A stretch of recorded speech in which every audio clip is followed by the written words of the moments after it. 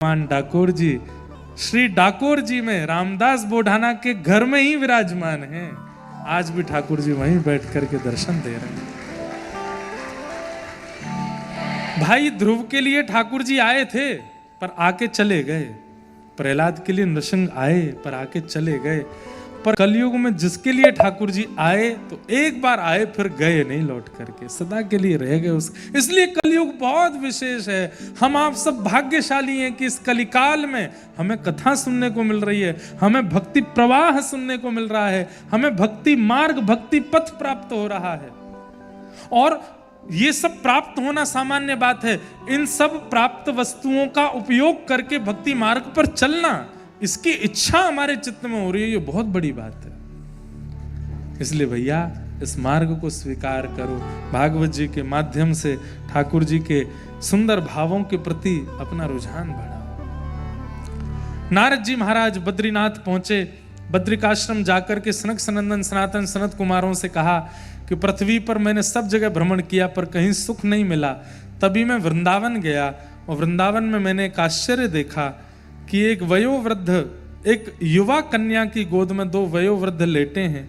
वो युवा कन्या भक्ति और उसकी गोद में जो दो वृद्ध वो ज्ञान और वैराग्य। भक्ति सबके चित्त में है पर ज्ञान विहीन और वैराग्य विहीन है, इसलिए ज्ञान और वैराग्य वृद्ध हो जाते हैं। बंधुओं, कितना ज्ञान होना आवश्यक है हम लोगों को, इतना ज्ञान होना आवश्यक है कि सही गलत की पहचान हो, इतना ज्ञान होना चाहिए। और वैराग्य कितना हो कि सामने कोई भी वस्तु आए और हम उस पर टूट पड़े, कम से कम ऐसी स्थिति तो हमारी नहीं होनी चाहिए। सामने कितनी भी विषय वस्तु आ जाए हम अपने मन को काबू करना सीख जाएं, ये हमारा वैराग्य होना चाहिए, इतना वैराग्य तो होना चाहिए, तब भक्ति प्रसन्न रहती है। अब लोग भक्ति भी कर रहे हैं, ना तो ज्ञान है ना सूक्ष्म वैराग्य भी नहीं है, तो फिर भक्ति प्रसन्न नहीं रहती है, भक्ति कष्टदायी हो जाती है। भक्ति महारानी ने नारद जी से प्रार्थना की, मेरे पुत्रों को युवा करने के लिए योजना बताइए। नारद जी महाराज ने अनेक ऋषियों से पूछा पर कोई बता नहीं पाए। तब बद्रिकाश्रम में सनत कुमारों से पूछा कि ज्ञान वैराग्य को युवा करने का कोई प्रयोजन बताइए। तब सनत कुमारों ने 4 प्रकार के यज्ञ बताए, द्रव्य यज्ञस्तपो यज्ञ योग यज्ञस्तथा परे स्वाध्याय ज्ञान यज्ञश्च ते तु कर्म विसूचका। 5 प्रकार के यज्ञ हैं, द्रव्य यज्ञ, तप यज्ञ, योग यज्ञ, स्वाध्याय यज्ञ और ज्ञान यज्ञ। इनमें सबसे विशेष यज्ञ कौन सा है? सत्कर्म सूचको नूनम ज्ञान यज्ञ स्मृतो बुधई, जो हम आप सब कर रहे हैं ये ज्ञान यज्ञ, श्रीमद् भागवत कथा ज्ञान महायज्ञ, ये सबसे बड़ा यज्ञ है। अगर कोई व्यक्ति कथा सुन ले, 7 दिन कथा सुने और केवल सुने नहीं, पालन करे, तत्श्रवण प्रपठन विचारण परो भक्त्या विमुच्य नर, उसका पालन इंप्लीमेंट करे अपने जीवन में, उसका यह यज्ञ सफल होता है। और उसकी सफलता का एक ही फल मिलता है, उसके संपूर्ण जीवन काल में मृत्यु से पहले भगवत दर्शन होगा ही होगा, निश्चित होगा। भागवत जी का प्रसाद है, भागवत जी का प्रसाद, भागवत जी प्रेम प्रसाद देती हैं, श्री कृष्ण को प्रेम प्रसाद रूप में प्रदान करते हैं। 5 यज्ञों में ज्ञान यज्ञ श्रेष्ठ है, उस ज्ञान यज्ञ को आप नारद जी कराओ, ज्ञान वैराग्य प्रसन्न होंगे। ज्ञान यज्ञ भागवत का कराया गया, सब ऋषि जन आदि सब उसमें पधारे, लेकिन जैसे ही भक्ति सुतौ तौ तरणौ गृहीत्वा प्रेमैक रूपा सहसा विरासीत श्री कृष्ण गोविंद हरे मुरारे हे नाथ नारायण वासुदेव नाथेति नामानि मुहुर वदन्ति। भक्ति महारानी जैसे ही कथा में पधारी अपने दोनों पुत्रों के साथ, कथा में आते ही ज्ञान वैराग्य दोनों पुष्ट हो गए।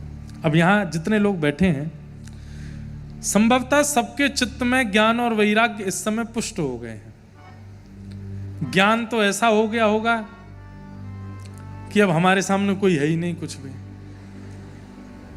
घर पे जाएंगे तो जो लोग घर से नहीं आए उन पे भार बन जाएंगे। 4 घंटा बैठ के सुन के आए हम, 1 मिनट भी हिले नहीं, एक घूंट पानी नहीं पिया हमने। उठ करके भी नहीं गए बाहर एक भी बार, भीड़ ही इतनी थी, जगह ही नहीं थी, और बीच में महाराज जी टोक और देते हैं उठने वालों को, कहां से जाएं। लेकिन 4 घंटे पूरी बैठ के सुनी हमने कथा।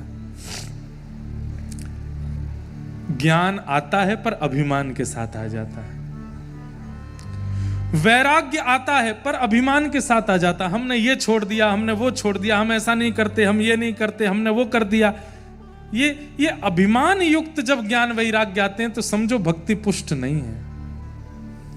बंधुओं, आप ज्ञानी हैं पर आपके शरीर का लहेजा, आपकी वाणी का तरीका, आपका उठना बैठना सामने वाले को ऐसा लगे कि ये तो महामूर्ख है, इसको कुछ पता ही नहीं है, तब समझो कि ज्ञान आया है। आपकी स्थिति उसको पता। आजकल क्या होता है कि व्यक्ति के स्वरूप से पता चल जाता है कि ये ज्ञानी है, ये लोभी है, ये धनवान है, ये विरक्त है, क्योंकि हम उसका प्रदर्शन कर देते हैं। आपके स्वरूप को देख करके कोई बता ना पाए कि ये ज्ञानी है, आपके बैठने के ढंग से लगे ये तो बड़ा सामान्य है, लेकिन जब आप बोलो। श्री ज्ञानेश्वर जी महाराज, बहुत सुंदर चरित्र है, कभी सुनाऊंगा मैं विस्तार से। एक बार छोटे से थे ज्ञानेश्वर जी, उनकी भक्ति इतनी अद्भुत थी। बंधुओं, भक्ति ज्ञान वैराग्य जब अद्भुत होता है ना, तो व्यक्ति चमत्कार करता नहीं है, हो जाता है, अपने आप हो जाता है। वो किसी को देख भी लेता है तो उसका जीवन बन जाता है, वो किसी पे हाथ धर देता है तो उसके काम बन जाते हैं, वो किसी को कुछ बोल देता है तो वो हो जाता है। लोग बाग कहते हैं ये इसने चमत्कार किया। चमत्कार करने वाले लोग स्पेसिफिक रूप से, सर्टिफिकेट रूप से वो चमत्कार ही करते हैं, पर भक्त लोग चमत्कार कह के नहीं करते, उनकी क्रिया से हो जाता है।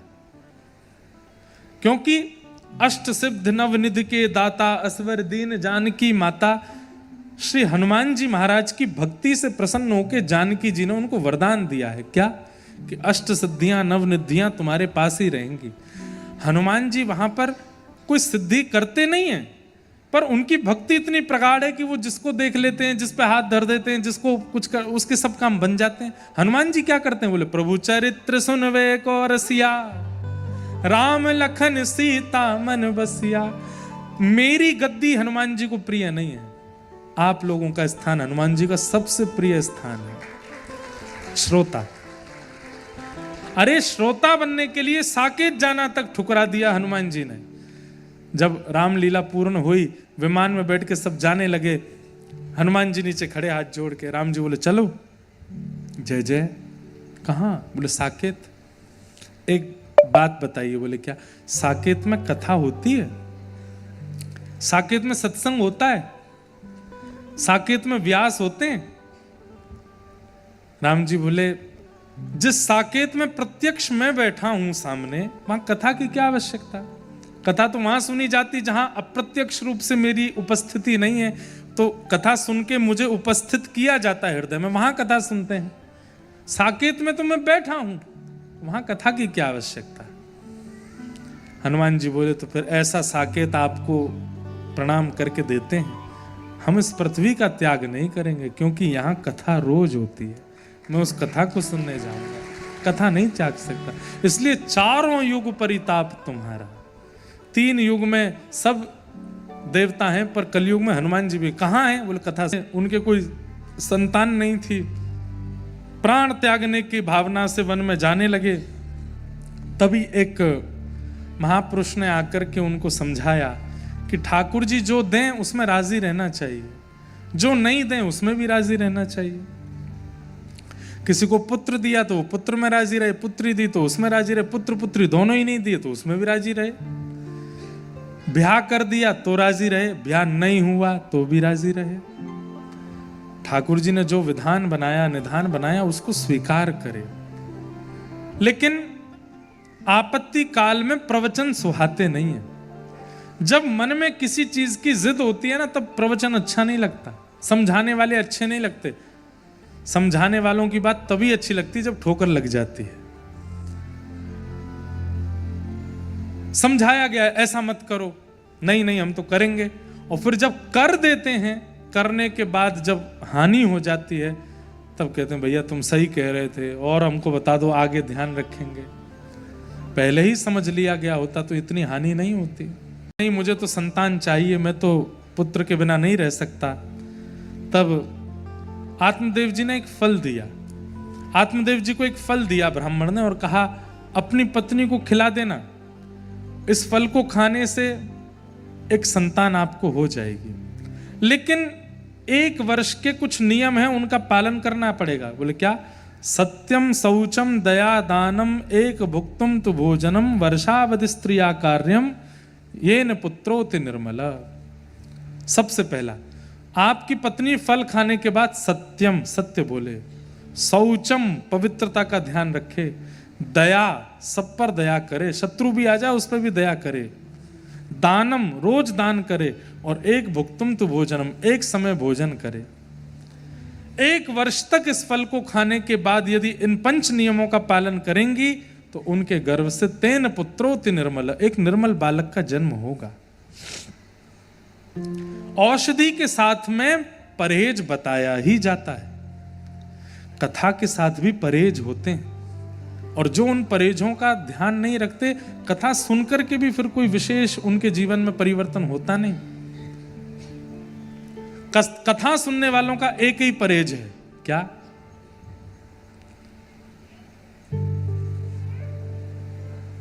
तजोरे मन हरि विमुखन को संग, तजोरे मन हरि विमुखन को संग, जाके संग कुमति उपजत है, जाके संग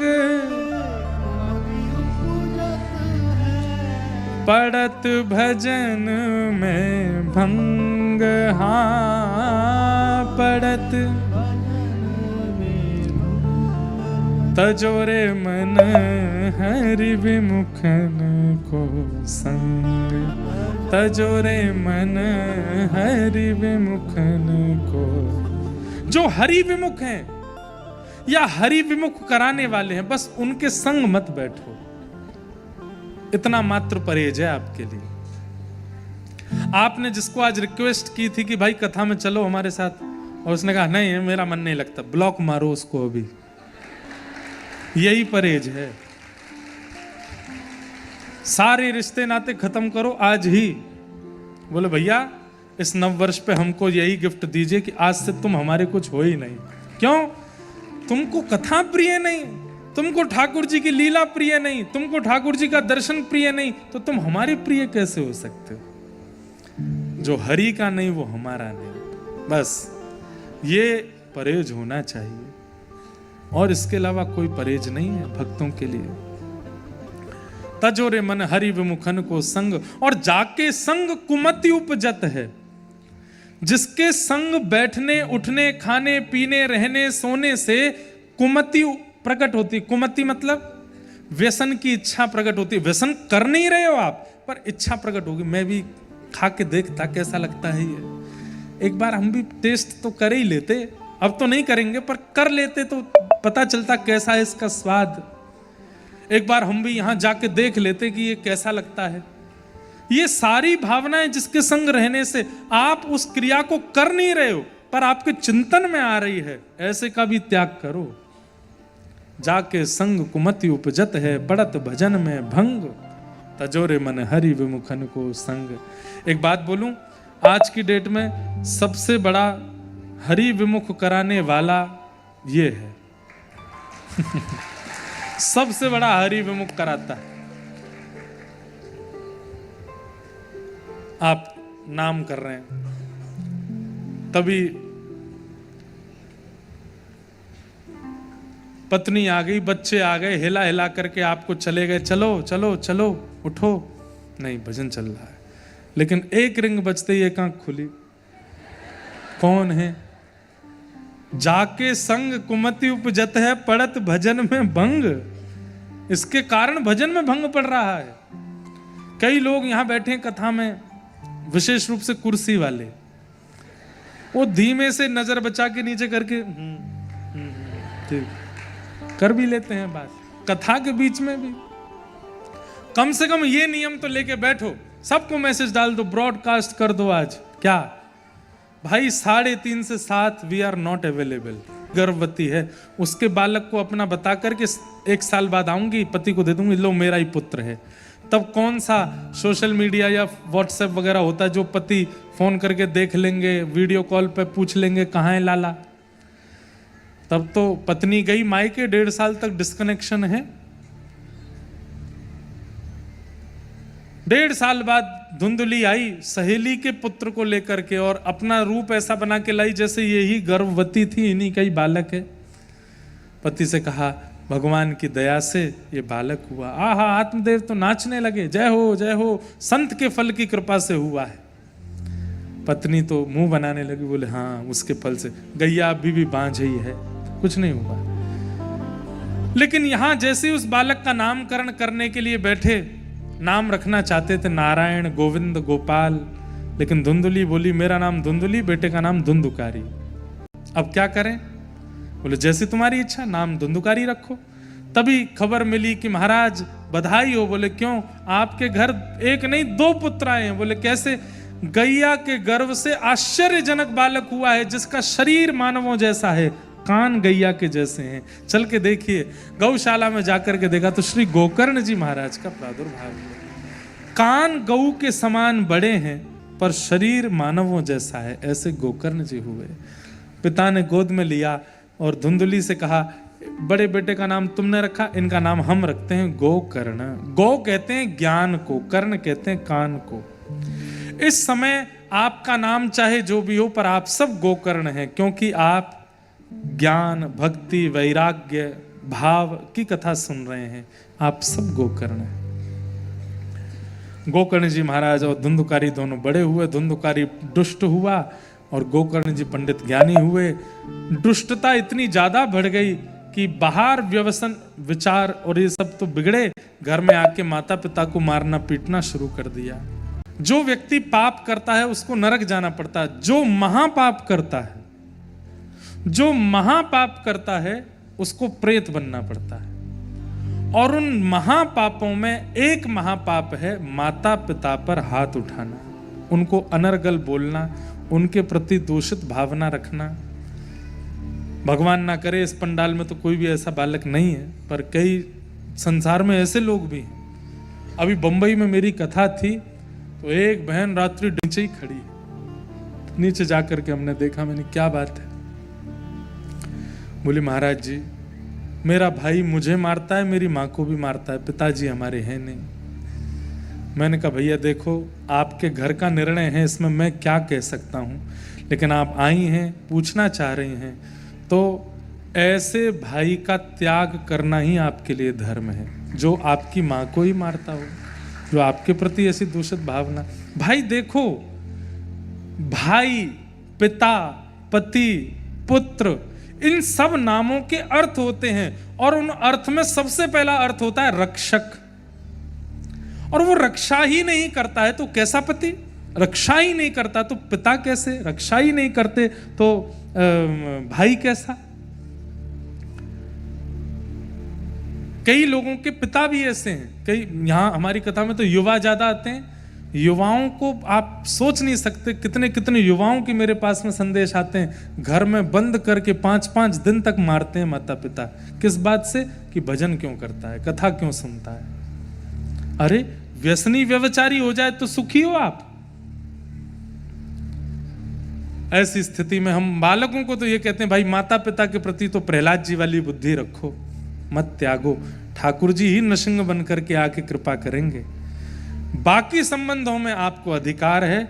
अगर वो भक्ति में विक्षेप डालते हैं और अपनी स्थिति से ऊपर जाकर के राक्षसत्व को ग्रहण कर लेते हैं तो त्याग ही विशेष अधिकार है। त्यागो, उनका त्याग ही करो अगर वो राक्षसत्व में है। वहां भी वही किया। मां त्याग करके बेटा को घर से चली गई, लेकिन कुआं में गिर गई तो प्राण निकल गए। पिता के ऊपर भी हाथ उठाया तो आत्मदेव जी ने भी ग्रह का त्याग कर दिया और वन में जाकर के भजन करने लगे। तब गोकर्ण जी महाराज ने जाकर के आत्मदेव जी को ज्ञान उपदेश किया। पिताजी आप क्यों दुखी हो रहे हैं? बोले कि मेरे पुत्र ने मुझको मारा, मेरे ऊपर ऐसा किया। तब बोले कि आपका ये मेरा शब्द जो आता है ना, इसमें दुख छुपा होता है। बहुत ध्यान से सुनना, अगर आप लोग सुन सको 10 मिनट और, इतनी सुंदर वार्ता है ये। क्यों? मेरा। पहले दुख का कारण है मैं, और दूसरे दुख का कारण है मेरा।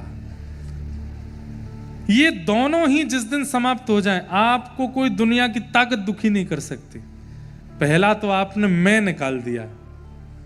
हमारे पूज्य पिताजी गाते हैं, मैं नहीं मेरा नहीं, यह तन किसी का है दिया। कौन मैं? आपको बहुत ज्यादा मैं करने की इच्छा होती है कि मैं ऐसा हूं, मैं वैसा हूं, मैंने ये किया, मैंने वो किया। आज मेरे कहे से अपने शरीर से एक बात कहना, क्या? अरे